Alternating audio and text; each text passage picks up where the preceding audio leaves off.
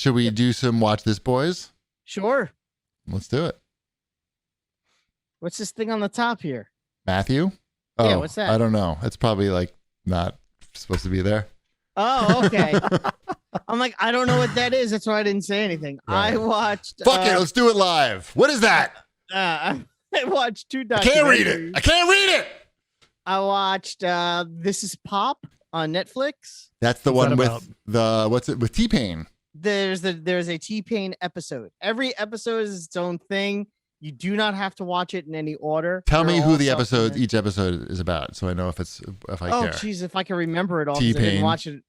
There's an episode about auto-tune and the history of auto-tune and whether or not it destroyed music. And it has T-Pain on it. Yes. There was an episode about the rise and fall of Boys to Men. And then the re-rise? And the re-rise. Yes, that is how it ends. Yes. Good. I was going to say, it's not like they just crashed and burned and were never to be seen again. No, but they went from playing Madison Square Garden to playing 50-seat bars in about a year. Yeah. So they talk about that, how that, what happened to Boys to Men. There's an episode about the Brill Building, which I'm fascinated by that. So I kind of was excited for that episode. If you're not familiar, from like 1955 to about 1968, there was a building in Manhattan. It's called the Brill Building. It's in Times Square. And it was mostly songwriters. And they would sit in cubicles with pianos and write songs. And a lot of big hits from that era came out of just these people sitting in rooms, a song factory. It's kind of cool. It's very interesting how that all worked out. Let's see. There was an episode about Sweden and how that's now the hot place where all the songs that we listen to now come from.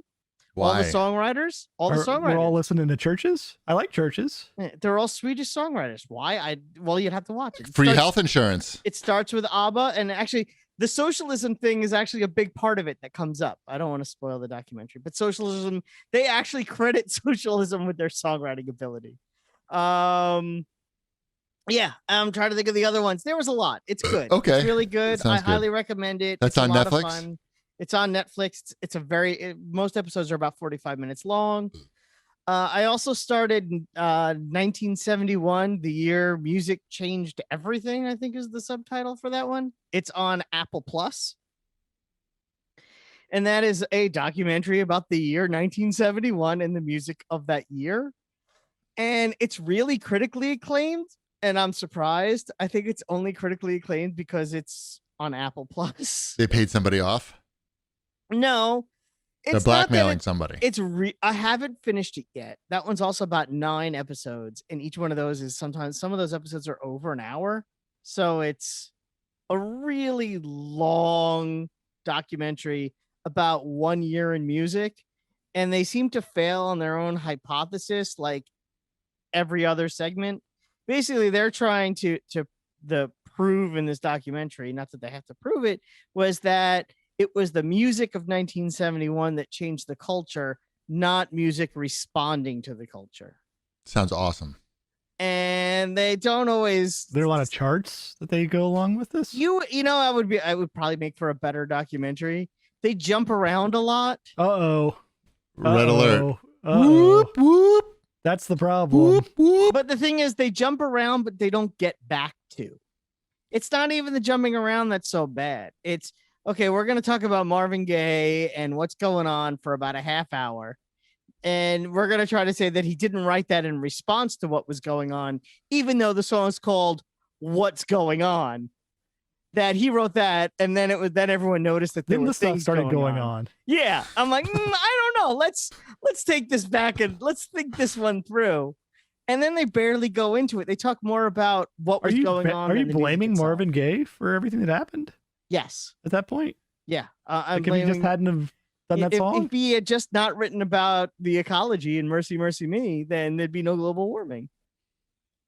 Yeah. No, it's not bad. I still like any documentary about old people music, but right. I don't know. I wanted it to be better. I wanted it to be more, and here's the music.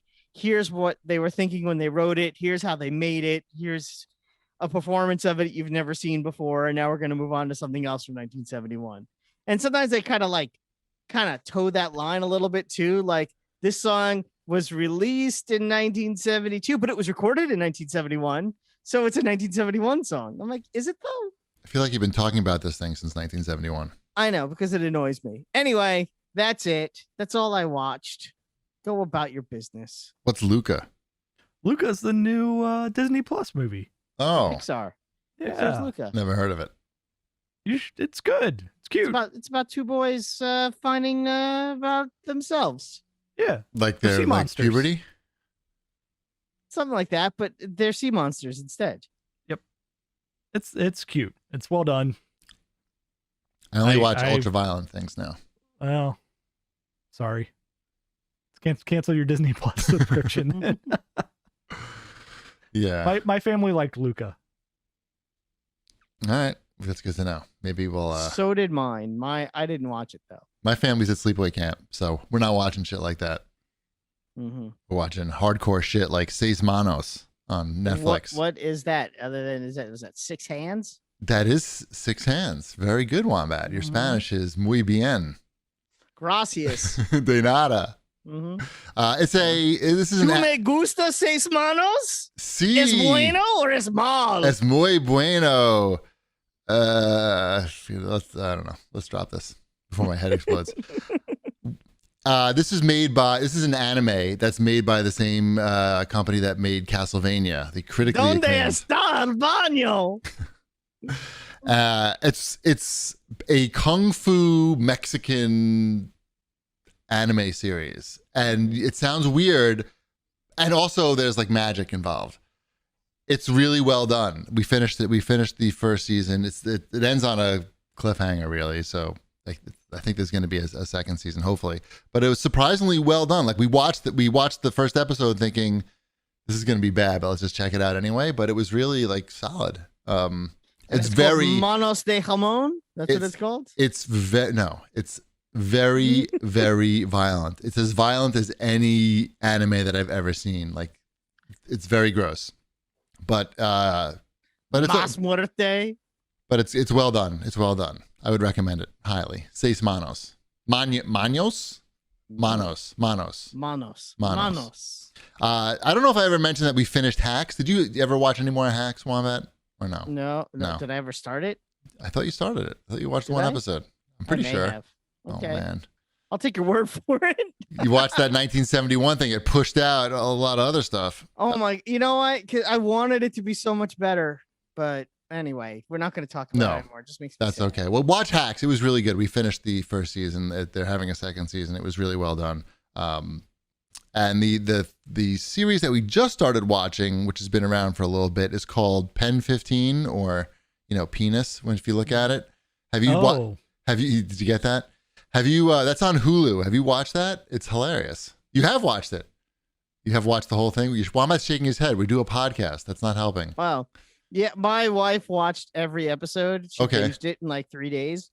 Yeah. So I think I watched at least half of every episode. So I'm pretty caught up on it. It's about middle school girls. Mm-hmm. The main characters are played by adult women, including one of the women who wrote the whole show. And I thought they both did. I think it's just the Asian American woman who wrote it, but I'm not 100% sure about that. But it's based on their life experiences growing up, but they play themselves at 13, but all the other child actors are of appropriate age. And her mother even plays herself on the show. It's I think it's what you call a cringe comedy, because it's a lot of awkwardness in it. And Mrs. Chibi is usually very against that, but she's hanging in there for this one so far. There's some sad parts too. I'm sure. Yeah, it's not all comedy. They kind of like They kind of sideswipe you with a little bit of, this isn't always funny. Oh, so just letting you know. Great. Everyone's got to ruin my good time. Yeah. Anyone watch the new episodes of Rick and Morty, or am I the only one who watched those? No. It's a good season so far. I haven't watched the old episodes of Rick and Morty. You should. You'd probably like it. Or not. I don't know. I've watched all the episodes of Bluey. Have you watched all the episodes of Bluey? That's the dog. Mm-hmm. Yeah, with an inappropriate name. It's a blue dog. Yeah, I guess. Baba Bluey? Baba Bluey. It's not Baba Bluey. Mm. I don't know what that is. What is it? It's a kids show out of Australia. It's on Disney Plus. Check it out. I don't know. My son's a high schooler now. I don't know about this stuff. He anymore. might learn some things from Bluey still. Oh. Bluey's a really good kids program that actually entertains parents as well. Like Fat Albert. Yes, it's exactly like Fat Albert, but with a dog. But with a family of dogs. Okay. Interesting. Is that it for Watch This, boys? I think so. We forgot to talk about Loki. Well, I think I'm the only one watching it. We watched the second episode. Oh, what do you think of Loki so far? I mean, could they show the fucking Breuer ceiling anymore in that show? I mean, just because we have the technology that we can reproduce ceilings in any shot that we want doesn't mean we need to digitally insert a ceiling with 100 light bulbs in it in every fucking scene. It's okay. I don't know. I don't really know what's going on. They're looking for evil. No spoilers. I haven't watched. I don't know. I don't know what's going on. I can't spoil. I couldn't possibly spoil anything, and I haven't even watched all the episodes. They don't even get to what the show is like. This is what it's about. Actually, the end of the second episode. Right. I was Curry Manji doesn't know what I'm talking about. Marcel Breuer was like an architect and furniture designer, and he's got like a ceiling with a lot of lights in it in a museum in New York. And I guess whoever made this show really likes that ceiling because it seems to be digitally inserted into a lot of scenes, a lot of rooms in this the Time Travelers Association. What's it called? The TVA. Yeah. And I explained this to Shipwreck actually before we recorded because I asked him if he had watched it yet. Uh-huh. And I really like it. I like it a lot. Good. But if someone says they don't like it, I understand with this one. Like, I don't think Loki is a for everybody show, but I think for the people it's probably the best Marvel show they've done yet of the three. For super Marvel nerds, you mean? Basically? Yeah, I think it is. Better than WandaVision? I like it more than WandaVision. I think there's different things going on that if you're kind of a nerd and into all of it, it's sort of it hits the right endorphin centers in your brain. Like, oh my God, I can't believe they did that. I can't believe they did that. Oh, I totally know what that is. Yes. So, that's kind of why I'm into it. But if you watch and you're like, I have no idea what's going on. All they did was talk for 45 minutes. Who is this person? Why are they there? Right. I don't get it. I totally understand. And I don't hold it against you. But I think it's like, for me, it's kind of perfect. So that's all I have to say about that. Has Spider-Man showed up yet? Spider-Man is in episode 1. Okay, good. He shows up. I think he should show up in the middle of these kind of middling shows just to save it, just like in the comics. Be like, I recognize this from the comics when Spider-Man came along. Yeah, he does the point thing, when he points at himself. Yeah. That meme, he does that. Oh, that'd be good. I would like that. He points and he goes, from the comics. And then he just flies away. Right. That'd be good. That would be something everybody would get. From the comics. Right. These deep like fan service Easter eggs that I would never understand in a million years. Like they have no effect on me. But Spider-Man, I know Spider-Man. I know that meme. That'd be great. Yeah, him. Mm-hmm. It's him. I don't dislike it. It's just I'll watch more once Ty gets back from camp. Yeah, I think even if you don't know what's going on, there's still something to like. I just don't. I think if you know what's going on, you'll like it more. But that's Sure.